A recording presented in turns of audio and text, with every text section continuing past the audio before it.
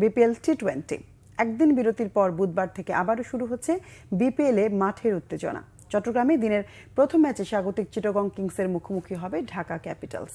দুপুর 1:30টায় শুরু হবে ম্যাচটি। সন্ধ্যা 6:30টায় ফরচুন বরিশালের বিপক্ষে লড়বে খুলনা টাইগার্স।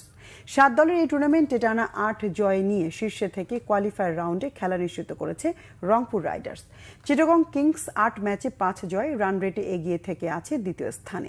9 ম্যাচে 2 জয়, পয়েন্ট টেবিলে ষষ্ঠ স্থানে থাকা ঢাকার বিপক্ষে জয় পেলে আরেক ধাপ এগিয়ে যাবে চিটাগং কিংস। অন্যদিকে বাকি 3 ম্যাচে জয় পেলেও ঢাকা ক্যাপিটালের প্রথম রাউন্ড থেকে বিদায় অনেকটাই নিশ্চিত হয়ে গেছে। সাফল্য, দলীয় শক্তি এবং পারফরম্যান্সে এগিয়ে থাকায় ঢাকার বিপক্ষে পরিষ্কার ফেভারিট চিটাগং। সন্ধ্যার ম্যাচে খুলনার বিপক্ষে সব বিভাগে এগিয়ে ফরচুন বরিশাল।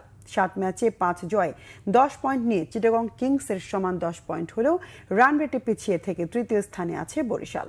অন্যদিকে 7 ম্যাচে 3 জয়, খুলনা আছে চতুর্থ স্থানে। টুর্নামেন্টের শীর্ষ 4 দল নকআউট স্টেজে খেলার সুযোগ পাবে। সেক্ষেত্রে খুলনার হাতে আরও 5টি ম্যাচ থাকলেও পরবর্তী রাউন্ডের লক্ষ্য পূরণে কমপক্ষে আরও 3 ম্যাচে জয় পেতে হবে খুলনাকে। 9 ম্যাচে 6 পয়েন্ট নিয়ে খুলনার ঘাড়ে নিঃশ্বাস ফেলছে দুর্বার রাজশাহী। তাই বরিশালের বিপক্ষে জয় পেলে বড় এক বাধা অতিক্রম করবে খুলনার টাইগাররা।